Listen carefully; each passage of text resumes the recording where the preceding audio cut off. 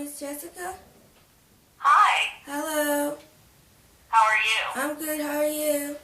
Doing well. Can you hear me okay? Yes. I can hear you well too. Okay. And welcome to Living With. I'm your host, Katrina Smith. Thank you for being on the show. I have some questions to ask you if you don't mind answering them for me, please. Certainly. Okay. What is your disability? All right. Well, my disability is a mathematics disorder. Uh-huh. And what that means is that I have trouble grasping concepts that deal with math, like things that are related to time and counting money and distance. Okay. How does your learning disability affect your everyday life?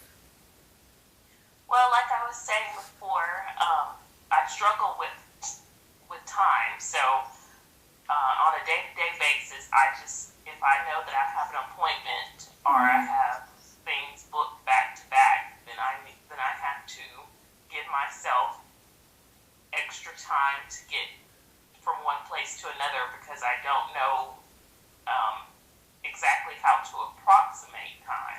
So I usually get places a lot earlier and end up waiting, but that's just easier for me than being late and then being stressed or keeping the other person waiting.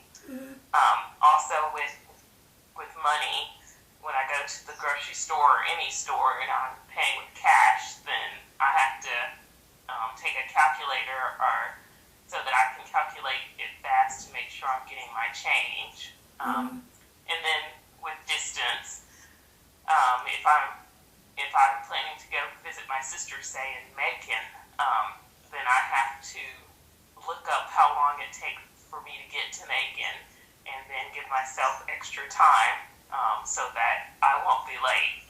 So just on a daily basis, I have to be creative with how I work around my math deficiencies. Okay. What helps you to stay motivated when you feel frustrated?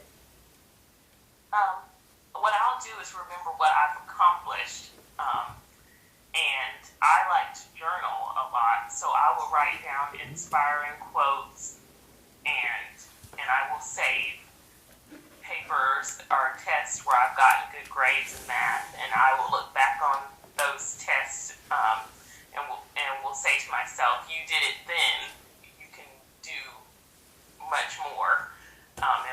And when this was hard, you thought that you couldn't do it, but you got through it. So this is just another challenge that you have to get through. Okay. What did you have support? Did you have a support group? I do have a good support system.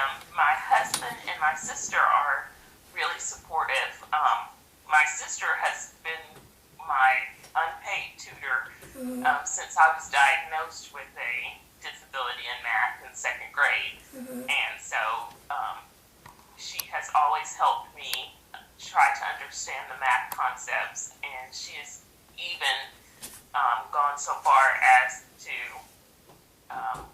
be like a second teacher to me. So if I didn't understand what my teacher was saying in class, we would get my sister the book in college, and she would then read the book and then teach me.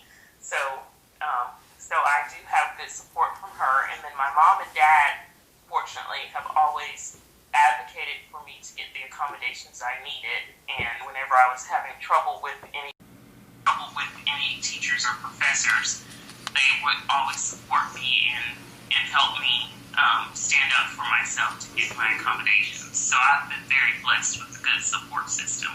Okay. What is the most misconception about your disability? Well, number one, it has been that I don't have one, because the way that my disability works is I'm really deficient in math, but I'm really good in verbal. So when people first meet me, they're surprised that, well, when they meet me and and my disability in math comes up, they're surprised that I even have one.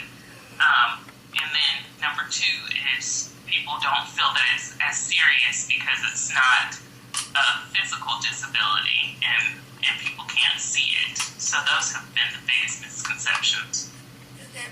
How has your disability affected your way of seeing other people living with different disabilities? Well, I certainly think I'm more empathetic to others with disabilities because I have one myself, so I certainly know how it feels to be ashamed and just nervous about having to talk about your disability. I also think I'm more patient when I encounter people who have disabilities. Okay. What is the most? How would you motivate other people to come out and talk about their disabilities? Well, it really took me years to be comfortable with talking about my disability. So I certainly know that it won't happen overnight for everyone, and I just want people to know that that's okay. I would just say that everyone should give themselves time to process their feelings and emotions, and then begin talking about their disability with a trusted few people. And then when they're more comfortable and they're ready, they can seek out others to talk to about it. Okay. That's all the time we have for today.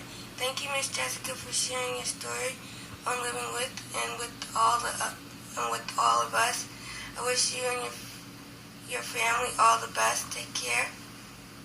Thank you very much for having me. You're welcome. Bye-bye. Bye-bye.